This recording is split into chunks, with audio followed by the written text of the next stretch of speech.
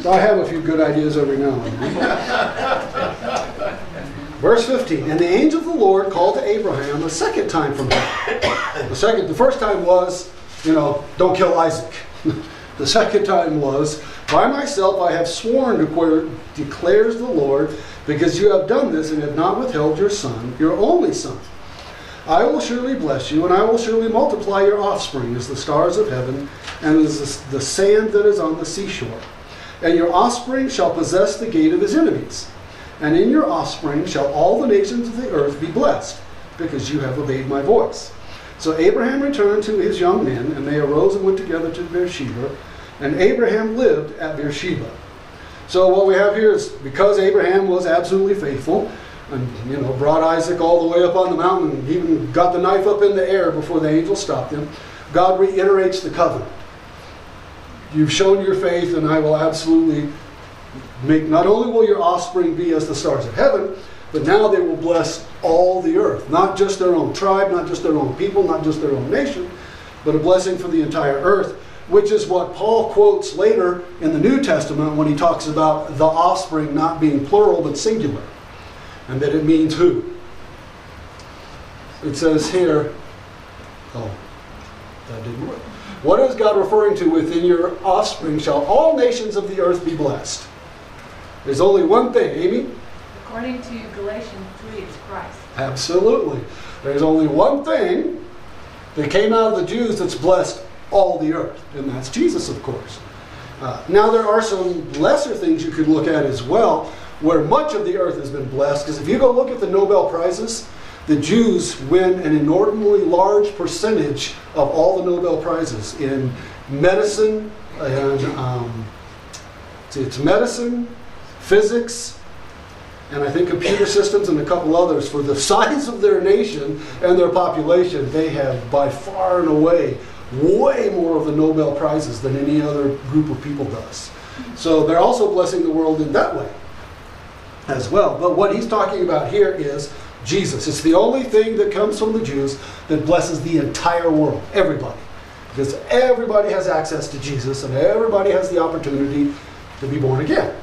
And so that's what he's referring to. Now, of course, Abraham had no clue. When God says that to him, he's like, great. Whatever that is, because God doesn't tell him. He just says the whole world will be blessed. And that's enough for Abraham, that somehow they'll all be blessed. Also, he says that they'll possess the gates of their enemies. And we know that type of thing occurred under the reign of David, because he overtook, defeated everybody he fought, and defeated all of his enemies, and that's what it means by possess the gate. You've taken their city, and the gate is the most important place in the city, and that's what David has taken. And in the ancient times, the gate of a city was more important than just the way you got into the city. If you remember, that's where the elders would sit. They would sit outside the gate. The men that are old enough that they don't work anymore, they would sit there because they're the men of wisdom. And then if you had a problem, you came to them. You didn't have to go to a court or anything like that. And even legal problems, they would settle legal problems, contract issues, all that kind of stuff. And their word was considered basically like law in many instances if they said this is what you need to do. It's not something we do anymore. I think personally it was a good system. We should have a bunch of men out there sitting around just there for people to come and get wisdom from them. Unfortunately, in our world, they think the young people are the best, and I was young once. I know we're not worth much. Now that I'm older, you look back and go, man, I was stupid. Things like that. And unfortunately in our culture, and I really think this is kind of a satanic thing, that the great wisdom is in the seniors of the community, but they get pushed aside in our culture. And I think we lose an awful lot in our culture. And I'm surprised that companies haven't figured out when they have like forced ages where you have to leave the company. It's like, really? You don't know? Yes, they're making the most money, that's why they do it. But you're also getting rid of all the experience and knowledge and all that kind of stuff. And I know in the technical world, a lot of times, let me rephrase that, most of the time, books and manuals disappear for equipment. And only the guys have it up here. And you get rid of them, guess what? Don't have it anymore. And it makes it much more difficult. Unfortunately, that's true. So, Abraham now gets the blessing from God, comes back to his young men that went with him and Isaac. They head back home, and where they're staying right now is Beersheba, where the wells are. So now we go to verse 20. Yeah. Now after these things, it was told to Abraham, behold, Micah also has borne children to your brother Nahor. Uz his firstborn, Buz his brother Kemuel, the father of Aram, Chesed, Hazo, Pedash, Jilpah, and Bethuel. Bethuel fathered Rebekah. These 8 Milcah bore to Nahor, Abraham's brother. Moreover, his concubine, whose name was Reumah, bore Tebah, Gaham, Tahash, and Maacah. So this is like just a historical note. You know, and the Bible does this a lot. It'll narrate some great event, and then after it will come just this historical note, and you're like, huh? Because it seems kind of out of context. It's like, why did we all of a sudden move to this? Well, it's important because what's coming up next in a couple of passages is we got to go look for a wife for Isaac. And what Abraham wants is he wants that wife to come from his own people. And in fact, they'll end up traveling to a town called Nahor, which is the name of one of his relatives, from his brother to your brother Nahor. And let's see, Bethuel fathered Rebekah. This is the main reason. Who's Rebekah? She becomes Isaac's wife. Okay? That's why the historical note. They're telling us the next event, big event, is Isaac getting a wife. Because you can't have all the descendants if Isaac doesn't get a wife. Isaac by himself isn't any good. He's got to have a wife, and they've got to have the kids, and on we go. And it's telling us where this wife came from. In the Bible, anytime, especially if it's dealing with a woman, now ladies, don't get mad at me, but if it's dealing with a woman and it calls their name out, that tells you that somewhere down the line, that woman is important in some way to some part of the story, some part of the narrative. In this instance, it's telling us where Rebekah came from, that she is part of Abraham's family. Let's see. Now, it's interesting that his brother Nahor has had 12 children. And it's interesting how that keeps coming up with the people related to Abraham. They have 12 children. He's going to have, 12 leaders of the tribes and all that. I don't think that anybody really knows exactly why 12 is such an important number. Of course, Jesus had how many apostles? 12. So that keeps coming up in the Bible as an important number. Let's see. So the purpose of this passage is to introduce Rebekah, show she's the daughter of Milcah, Nahor's wife, and not his concubine. That's a real important point here. That Rebekah does not come from a concubine. She comes from the direct same lineage as Abraham, which is what he's going to be looking for his son. Now, chapter 23. Sarah lived 127 years. These were the years of the life of Sarah. And Sarah died at Kiriath Arba. That is Hebron. That's the modern name for it that we know it by. Carries that name to this day, but it carries it through most of the rest of the Bible. But it originally was called Kiriath Arba. And I've told you before, that is why archaeology in these areas is so difficult. Because these cities have many different names depending on who controlled the land at the time. So you might dig up a city looking for one with a biblical name and find a plaque that has some name from some totally different people that lived there, a long time ago, and not know that you've actually found the city you're looking for, unless you get lucky enough that you find something else that says that. But that's pretty difficult to find in many instances. Not many of these cities had big signs on the front. Hebron. They didn't do that. You'd have to find it in a writing somewhere. Something like that. It's like when they look for shipwrecks, they always look for the ship's bell, because that has the name of the ship on it, So, she lived 127 years. She died at Kiriath Arba in the land of Canaan, and Abraham went in to mourn for Sarah and to weep for her. And Abraham rose up from before his dead and said to the Hittites, I am a sojourner and foreigner among you. Give me property among you for a burying place, that I may bury my dead out of my sight. The Hittites answered Abraham, Hear us, my lord. You are a prince of God among us. Bury your dead in the choicest of our tombs. None of us will withhold from you his tomb to hinder you from burying your dead.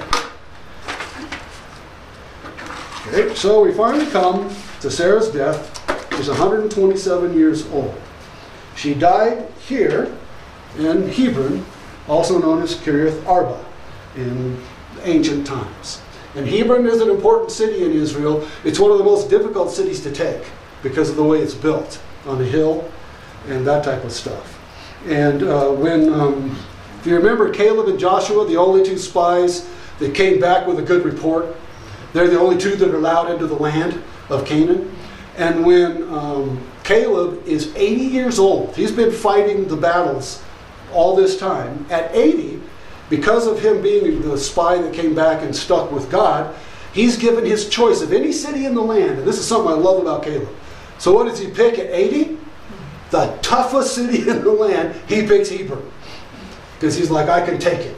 And he does. He goes in and he takes Hebron. And he even says, I'm 80, but I still am able to do things like I was 40. Wow. God maintained his health and youth so he could do these things because he was faithful to God. And he does. He goes in and takes the city.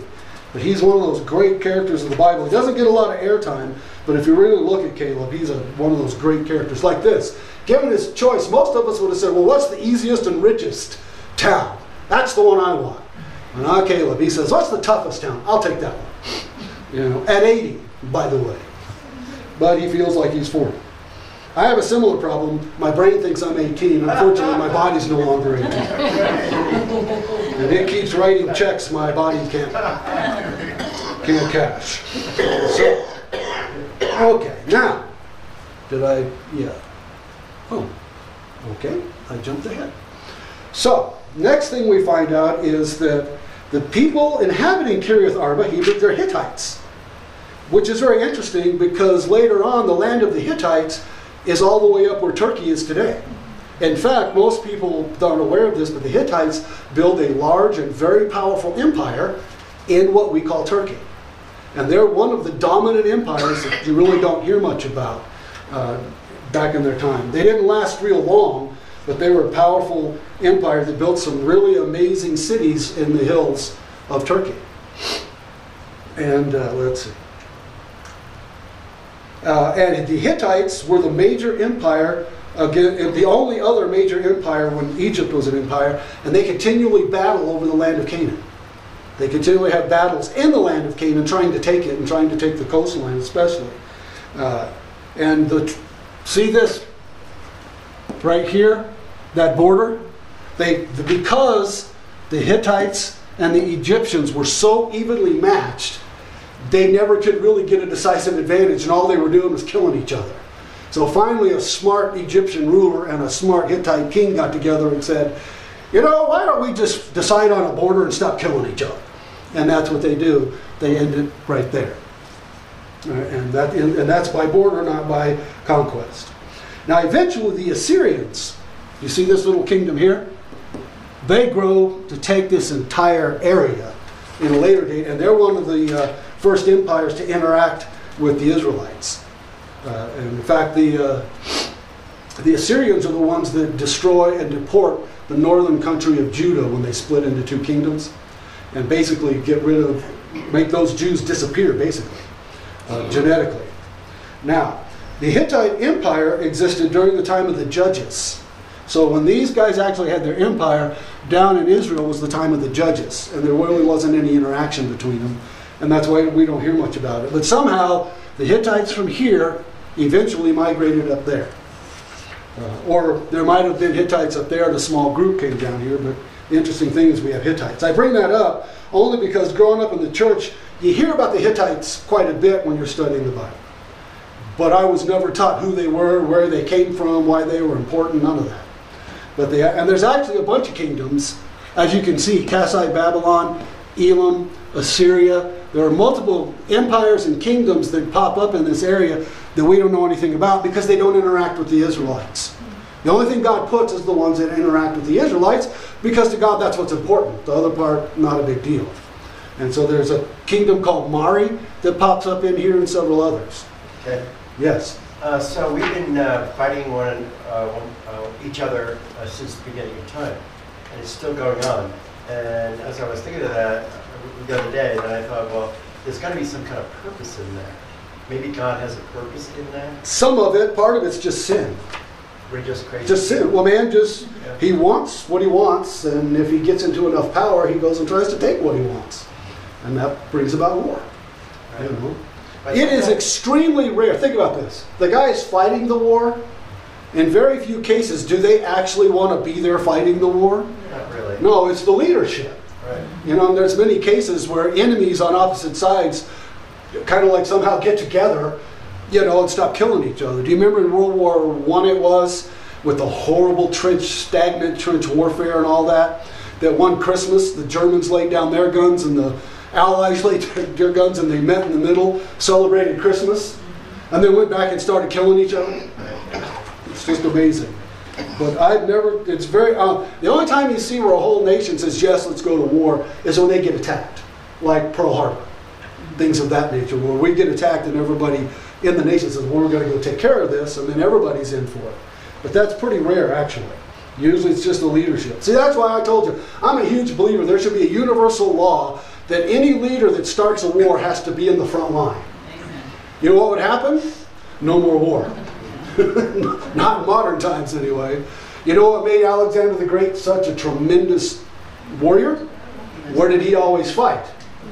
In the front. Absolutely. That's why his troops were so powerful. He wasn't in the back, in the safe place given the command. He was in the front. But it's also why he died at 35. Because of all the wounds and stuff that he suffered while he was battling. But when he would break from the line and charge the enemy, all the soldiers would go with him. You know, they'd follow him anywhere because he was always in the front. Now, what I find very interesting, there's so many things that I find very interesting and God won't give me the answer to, but you know, we do our best. And that is here, like in verse 8, the Hittites answered Abraham, "Hear us, my Lord, you are a prince of God among us." They don't say you're the prince of your God. I find that very interesting because you find that in many other places. God, like they know who God is, they understand who God is, that he's a prince of this God. They call him a prince of this God.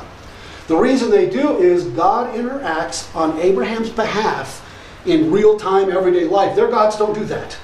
They don't do that. But they know the stories, I'm sure. You know how stories get around. Abraham went and fought against the 4 kings that came down and destroyed Sodom and Gomorrah. He only had a few hundred men, and what did he do? He utterly routed them and ran them off. That gets around. And a little tiny army like that doesn't defeat a big army without some God being involved. And then there's the stuff with Abimelech, you know, who takes Sarah and ends up getting a disease and his whole family stops, his animals, nobody has babies and all of that, and then Abraham prays for him. And so they see that God interacts on behalf of Abraham. Not only that, Abraham's extremely wealthy. And in their day, that was one of the biggest marks of being loved by your gods, is you were wealthy. And unfortunately, that very bad theology makes its way not only into the Old Testament, the Jewish worship, but into Christianity. Into modern times, it's like that. Have you ever had somebody say about somebody else, well, the reason they're having all those problems is they must have sinned? No, not really. It could be, but that's what the whole book of Job is about. He didn't sin. Right. But what happened? Tremendous problems and trauma in his life. But because it was God, something God was doing. And so that's why this stuff always intrigues me when these non-Jews speak of God like they know God. And Abimelech did the same thing. You know, when he called Abraham in and said, now we need to make a treaty that you'll be honest with me and you'll treat me right because I know how powerful your God is. I'm paraphrasing here. And he interacts on your behalf. He intervenes on your behalf. And so the people can see it. Now remember what God said to Abraham. Everyone who blesses you, I will bless. Who curses you, I will curse. These people are already seeing and understanding that without knowing that's what God said. Because they see how God treats Abraham. And so everybody wants to be Abraham's friend, basically. Because they've seen how powerful his God is. Not that they necessarily convert to that God. But they can see and understand how powerful that God is. Now also understand that in ancient times, peoples were far more, how can I put this? They put more to the account of what their gods did than we do today. If you were a king and you went to battle, they actually saw it as your gods battling their gods. If you won, it's because your gods were stronger. If you lost, it's because your gods were weaker. But everything had to do with their gods. Whatever, if they were successful in life, it was the gods that brought it about. So they were very much more tied into their gods than we are today. In many, many cases. It absolutely controlled every aspect of their lives. Every aspect of their lives. And remember, they had hundreds and sometimes even almost into the thousands of gods. And that's why it controlled every aspect of their life. They had so many. Aren't you glad we just have one? I just have to keep track of one. I don't know if I could keep track of 200. All these different gods and what they do and what they stand for and all of that. So, how do they know about God? We're not told. But it has got to do something with Abraham, because I'm sure when Abraham interacted with people and they would ask him, how did you do this? How did you do that? How did this happen? His answer was, my God. My God did it. And that's something they clearly understood and would accept. Now they see his God as being this extremely powerful God, because it's defeated the gods around them. That's kind of the whole point of the plagues of Egypt. You kind of begin to see how this all interlinks. Every single plague in Egypt was dealing with one of Egypt's primary gods. And God was showing that the Egyptian gods couldn't stop him from doing what he wanted to do. The frogs, the Nile, all of that are gods. And yet their gods couldn't stop him. God did what he wanted. And that's why it was so powerful. Now, let's see. I'm amazed at the respect they give this lone guy that's not their people. He's not part of anybody's people in the land of Canaan. He has no allies, none of that. And yet they all give him this tremendous respect, call him a prince, and treat him extremely well. But again, I believe it's absolutely because they're afraid of his God and what might happen to him. Let's see. So it's obvious the Hittites even greatly respect Abraham. They're kind to him. And they basically say, you can have any tomb you want. Isn't that how it always is? When you're rich, people give you stuff, even though you can afford to pay for it. When you're poor, like us, nobody gives you anything. You have to pay for everything. Isn't that amazing how it works? My favorite is the swag bags they give them at the Oscars and things. They call them swag bags. When the stars go to the Oscars, they all get these bags with really expensive perfumes and jewelry and all this stuff in them. And you're like, these guys are all multi-millionaires. They really don't need this, but that's what they do. They give him swag bags. So they offer him any of the tombs he wants, And so next we're going to see how he gets the tomb that he's looking for. And I think this is very interesting. As we go through it, have any of you ever been in like a third world country where they haggle over everything? And if you don't haggle, they get mad at you? Oh, yeah. See, I'm a bad haggler. I just want to, what's the price? I'll pay it and I'll go. When we lived in Pakistan, for the merchants, the fun is to haggle. And they get mad if you just walk up and, in fact, some of them won't sell to you.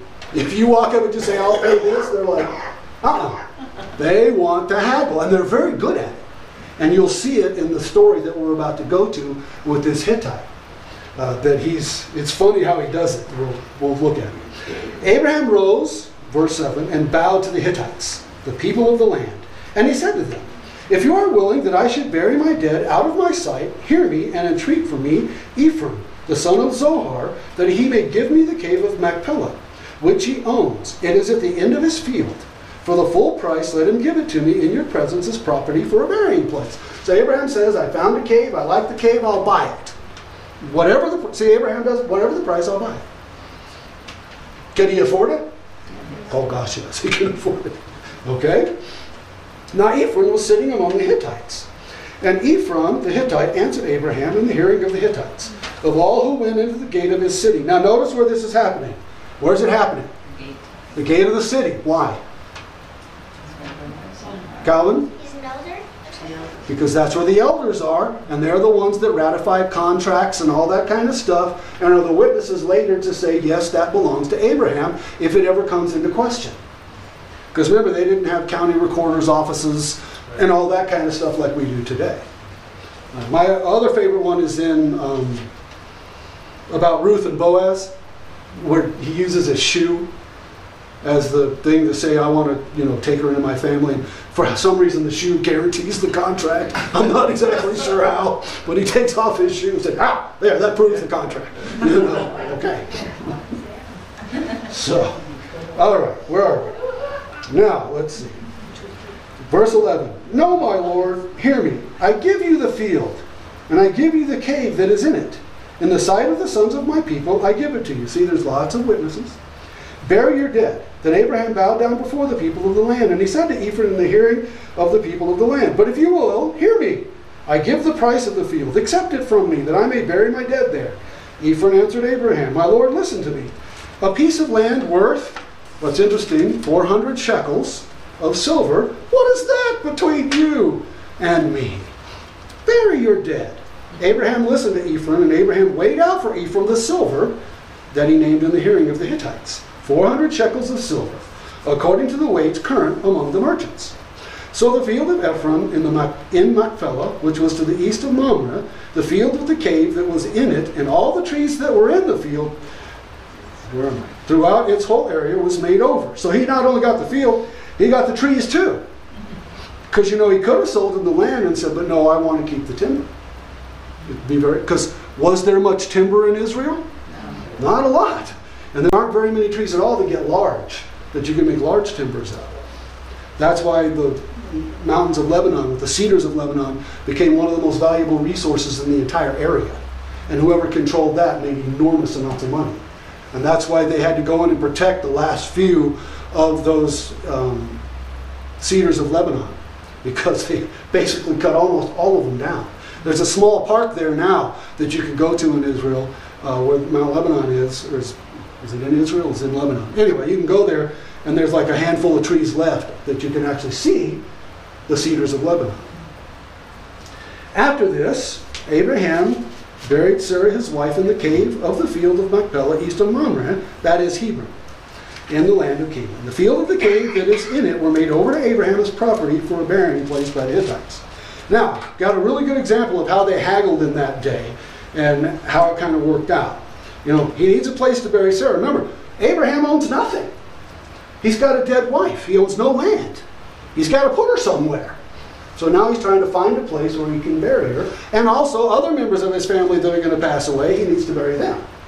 And so he wants to get a place to do that. So he goes to them and asks the Hittites, and he's found this cave, and that looks like a great place to make tombs. Well, it's on Ephron's land. He states that he'll give the field and the cave to Abraham. But he's not really saying he'll give it to him. That's part of the haggling. I'll just give it to you. Then Abraham's supposed to say, no, I'll pay for it. And then what's interesting is when he says, well, what did Abraham ask for? Specifically. The cave. Then what does Ephron say? I'll give you the field and the cave. So look what he's doing. He's getting Abraham to buy not just the cave, but the whole field and the cave, for a lot more money than just the cave would have been. But it's kind of a sneaky little way of throwing it in there. And I've lived in Pakistan, and I've heard, and this is very similar to what goes on in places like that, where they haggle things out like this. Now Abraham is extremely respectful to the Hittites, and he's also very humble and respectful to them. So most everybody liked Abraham, as we see. Not anybody ever really attacked him or anything like that. The one battle he fought was because of Lot, not because of him. Where he went and fought the kings that captured Lot and took him. And Abraham needs to keep good relationships. He's traveling in a land that's not his. He doesn't have a big army. And there's lots of peoples and armies and rulers around, so it's good for him to stay on their good side. The thing that always gets me about all this? How did they talk to each other? He speaks Chaldean. They speak Hittite. And Abimelech, I think he's a Hittite as well. But they travel through this land, and somehow they can communicate with all these different people that come from different tribes and different language groups, things of that nature. Part of it causes me to believe that most likely, remember, where did we say Abraham came from? Ur of the Chaldees. That was a city filled with schools and knowledge and education. He was of the upper society, which means he would have been educated. It's very likely he knew how to read, and probably read multiple languages. He probably was trained to speak multiple languages.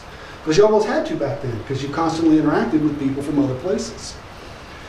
Or eventually Aramaic becomes like the language of business, which is funny because it was a little tiny country that never had an empire, never had huge effect on anybody, but yet somehow their language became the language of business across the entire Middle East.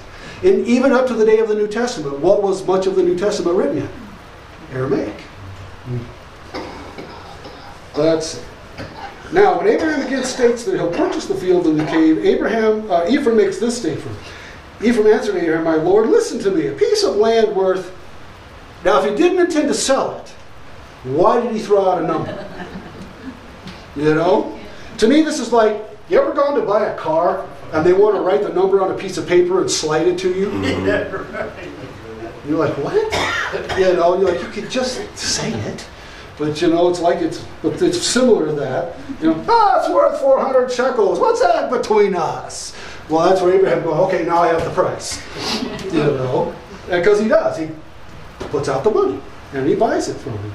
But Ephraim kind of thinks he worked a deal and maneuvered him into buying the field and the cave, you know, and making a good profit of it. So still in the guy, and also keeping face of, well, I tried to give it to him. I'm a good guy. But he insisted on paying for it. You know? And now 400 shekels of silver in our money is $3,520. In that day, though, that would have been a lot of money. 400 pieces of silver, or 400 shekels of silver. And if he truly meant to give it to him, he'd have said, the price isn't material, I'm going to give it to you. But he doesn't. He puts a number on it. So, now, here is where the cave of Machpelah is located in Hebron. There's a picture of Israel and some of the surrounding area. There's Hebron. There's Jerusalem first. And then there's Hebron. So that's where they are working this out, and that's where the cave of Machpelah is, and that's where Abraham is buried, in that area. So it's located in the city of Hebron, which is currently under Palestinian rule, because notice, I picked this particular map to see how it's green, this is brown, and it says it's the West Bank. Remember, the West Bank of the Jordan is controlled by the Palestinians. Israel doesn't even have this land, they've just got this right now. That's their land, but they've let the Palestinians, several of the treaties ended up setting these boundaries. They now have the Gaza Strip, and they have the West Bank as well in that area. It goes all the way up farther north there that they control. Let's see. So this is, okay, yep. Now here, that's the actual cave. We always think of a cave as going into the hill on the side. This one goes straight down. And there's actually about 30 caves in this system. It's a whole bunch of caves underground here. But it's amazing in modern times that we can identify exactly where this stuff happened. And this is the cave of Machpelah. Okay, let's see. Now this is what sits on top of it. Because you know, every known place in the land of Israel has become a tourist attraction, a monument, something like that. And that's what sits on it. But you know what? That's not a church. That is the Ibrahimi Mosque. The Muslims have it. They have control of where Abraham was buried and Sarah was buried and all of that, because it's in the West Bank. Let's see. Now, remember where Sarah is buried. Remember this place, because it's going to come up many times in the Old Testament, because Abraham, Isaac, Jacob, Sarah, Rebekah, and Leah were all buried there in that cave. And it gets mentioned every time these guys die, they'll say, get buried in Machpelah, in the cave that Abraham bought, or the tomb that Abraham bought. Now, this transaction was all performed at the gate, in front of the elders, and a whole bunch of other Hittite witnesses. Because you needed all that, because you really didn't have a way of recording documents at that time. So somebody could come along and say, well, that's not really Abraham's land, that's my land. But he's got these witnesses that can say, no, we were there and we witnessed the transaction. Now later on, when we get to like the time of Boaz and Ruth, they write up two contracts. One is sealed and put in some type of official building, and one is kept. That way, if someday in the future somebody comes along with a doctored contract or title, they can go get the one that was sealed and open and go, no, no, no, you doctored that. It's kind of like what we do with recording. Very similar. So, now, for the first time, Abraham owns a piece of the land he's been promised. He's not owned any part of Canaan up to this point, and now Abraham actually has a foothold in the land. He owns a part of the land that God has said he's going to give to his descendants. Because remember, Abraham dies without seeing his grandchildren and all of that, and he has no idea that it's actually going to happen. He just trusts God absolutely that it will happen, that he will have innumerable descendants, and they will get the land of Israel. Let's see. So Abraham finally buries Sarah, and then he moves on. He's going to go on and continue with his life. Now Abraham, this is chapter 24, verse 1. Now Abraham was old, you think? He was 100 when Isaac was born. Well, that's a bit of an understatement. Well advanced in years. And the Lord had blessed Abraham in all things, meaning he's really wealthy. Another thing that God did when he blessed Abraham, it's why he had such huge flocks. He had very few things like diseased animals, stillborn animals, things like that. All of his females would get pregnant. That's God's blessing. And makes the herds grow and grow and grow and grow. Because in their day, what was more valuable, animals or money? Animals. Yeah, you can't eat money. So animals and things of that nature really had far more value than money did. Money was just a way to have some kind of transportable wealth that you could use to pay expenses, but that was it. And really, up until modern times, food has been the commodity. Because it's the thing we can't live without. That food has been the big issue. And really having food security is a very modern thing. Even in the United States not that long ago, you didn't necessarily have food security. If your crops failed, guess what? You went hungry. Or as my mom told me when she was young, because they were pretty poor when she was young, that one year the only thing that would grow in their garden was turnips. So guess what they ate? Turnips. And my mom couldn't stand the sight of a turnip. So I had no idea what they tasted like, because she wasn't about to make one. So, I also don't know what squirrel tastes like, because my dad, the Kentucky hillbilly, shot a squirrel and brought it home for her to cook and left it whole. And my mom is not a wild meat person. So that was the last squirrel we had. Okay, now Abraham was old, well advanced in years, and the Lord had blessed Abraham in all things. And Abraham said to his servant, the oldest of his household, the guy's name is Eliezer. We'll learn it, we'll see it later on. Who had charge of all that he had. So see, Eliezer, the servant, is actually the one who's like the manager that runs the day-to-day operation. Plus, Abraham's getting really old, so he's letting Eliezer run it. So he's highly trusted. He basically manages all the animals, all the people, all the money, all that stuff. And that was very, very common in their day. If you remember the story of Joseph, isn't that where he always ends up? He goes to Potiphar. What does he end up doing? Managing everything Potiphar owns, even though he's a slave. Not a servant, a slave. Then he gets thrown in jail. Pretty soon, what's happening? He's running the entire jail. Even though he's an inmate. And eventually what happens? He runs the whole country. The king says, hey, I'm going to go party, you run the whole place. And that's what happens.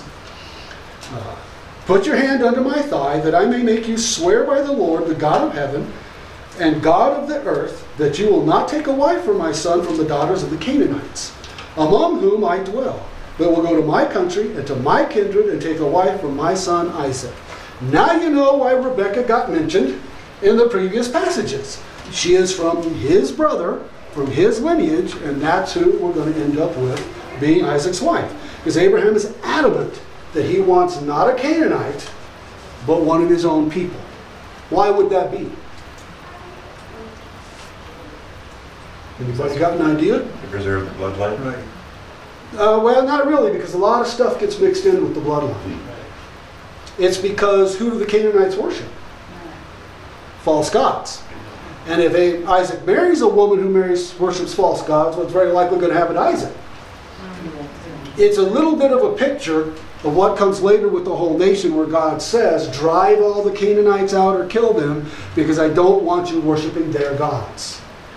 Then Solomon comes along and gets all those wives, and what does he do? He builds temples for all their gods and starts Israel on its downward spiral. Wisest man who ever lived, who did the dumbest thing anybody's ever done. And that happens a lot, because he brings us all into Israel, and it can never be removed. Some of it gets taken out with different good kings, but it's always there. Okay, when Sarah died, she's 127. That means Abraham was 137. He's 10 years older than she is. He lived to be 175, which means he lived 38 years after Sarah died. He was still alive for 38 years to help. So then that means that Isaac was up and a fully grown adult and functioning and all that kind of stuff by now, because he was born when he was 100. So when Abraham dies, Isaac is 75. You know, those long lifespans really twist your brain around, you know, because Abraham lived that long with him. This would then occur sometimes after Sarah's death, so Abraham's at least 137. So he's definitely old and well advanced in years. You know, and now for God's promise to come true, this is the final piece. Isaac's got to get married. It's got to be a woman from his own tribe, and then they've got to have their kids and go on. So this is the last big thing Abraham wants to make sure gets taken care of. Now Abraham gets Eliezer to come, and he's going to send him out for two reasons. One, Abraham's really old, and traveling back to where his family is a long trip. Number two is Abraham doesn't know how long he's going to live. He could die tomorrow. And he wants somebody that'll go get a wife for Isaac, but make sure where they get her from. He wants to make absolutely sure. Because if he marries a Canaanite, it's going to get him in a lot of trouble. And if you remember, it's, now I'm going blank, Jacob and Esau. Esau marries Canaanite women and makes his parents extremely unhappy. You know, but Jacob, where does he go? He goes back to Laban, and he ends up with wives from their lineage, from Abraham's own family. Let's see. Also, it was common in that day that the firstborn son had an actual claim on one of his first cousins. That he could go claim her as his bride if he chose to do that. He had a right to do that. Now remember, they can marry first cousins. Why? And we can't. Because of what? DNA, genetics, yeah. We're still at a point where the Earth's population isn't that great, and we haven't gotten that much of a genetic computational load yet that will cause birth defects. So they can marry first cousins, things of that nature, and it won't be a problem. Now, not too long later, it does. The Egyptian kings got into only marrying sisters and brothers. And that's why later on the Egyptian kings are kind of like out of their minds, because there's a lot of problems there. You know, what's the most famous guy? Tutankhamun. If I remember right, he was married to his sister. Mm-hmm. You know, and he had come from a lineage like that, and he had several problems that came from birth because of that. Because, you know, after a while they got to where they thought that, you know, once you were of royalty, even royalty started as a regular person somewhere. That you were like from the gods kind of thing. And that's why you couldn't marry anybody outside your own lineage, because they're not from the gods. And believe it or not, that even worked its way into like medieval Europe. You know, because they believed, because the Bible said every authority that's in authority God put there, they kind of took that and stretched it way beyond what God said, and they got to where they would only marry people in their own because they were blessed by God. They weren't a commoner like the rest of us. Yeah, the divine right of kings. Yes. And why they had havoc in Europe. Yes, and that's why they had quite a few kings that were nuts. You know, because you can't keep doing that, and you end up with all kinds of problems. So, let's see. Now, God's main command to Abraham was to wander across the land of Canaan and stay in the land of Canaan unless he tells him to leave it. Remember, that was God's command. Water the length and the breadth. Just, you know, I've told you this before. We get upset when God doesn't give us clear indication of what he wants us to do. How would you like for your life's vocation to be God comes to you and says, here's what you're going to do. Wander around. That's it. That's it. Wander about. Yeah. So my great contribution to humanity is I wander around within certain boundaries. You know, and yet he did it. He stuck with it. And I'm sure Abraham's like, okay, I don't know why, but I'll do it. And that's what he did. And that's another reason, likely another reason he was going to send Eliezer. He's not supposed to leave the land. He's supposed to stay in the land unless God comes to him and says, leave the land. Like when the family goes into Egypt because of the famine. That's one of the few times the Israelites voluntarily left the land. That type of thing. So, now he calls upon his head servant, the one that's been with him the longest, that he trusts the most. Eliezer's not a young man. He's probably in his 70s, 80s, somewhere in there. and he's going to have him find a wife for Isaac. Now, even though Eliezer is a very faithful servant, he's got to be. He runs everything. Abraham totally trusts him. So it's kind of interesting that he makes him swear an oath. He totally trusts this man. He's been running all of his stuff, managing all of his stuff for a very long time. But it's because it's such an important thing that Isaac marries within the lineage of Abraham that he actually makes him swear an oath. Because, as I said before, Abraham could die tomorrow. And this way, Eliezer, if Abraham was dead, could say, well, I'll just get one locally because it's just easy. That's why he makes him swear an oath. They took oaths very seriously. And therefore, he's under oath to go and find him a wife from his own people. Now, you'll see this in multiple instances where they sealed an oath. And I've never read anywhere why they did this. I don't know that there was ever any writings that explain. Why did they put their hand under his thigh? The guy that's that you're making the oath to, he's sitting down, and you stick your hand under his leg, and that seals the oath. Yes, I will do whatever you say. And I've never seen anything that says exactly why. I've seen some speculation, but nonetheless, you'll see it multiple times. I just think it's kind of weird. But it was an accepted way to seal an oth. Here, let me stick my hand under your thigh. I don't think so. I had some ideas, but In modern times, we'd be very worried. Yeah. We might get asked out on a date next. Okay, 24 verse 5. Ken, these people who got really old, they were, seems like their mind was really still there. Yes. So they were basically not just getting old and running; they were old and still available to do what needs to be done and think what needs to be done. Yes. Yep. And especially pre-flood, where they lived to be 800 and 900 years old, same thing. By the time they were, in their 800s, they were probably failing physically. But up to that point, they were in good physical health. How would you like middle age to be 300? Calvin? What do you count when you're one? What do you count as? What do you mean? You're one. You're one. And you're like you're at 100. What age? Standard, you're not a child. I guess a child's like 75 or something. Yeah, you're a teenager at 100.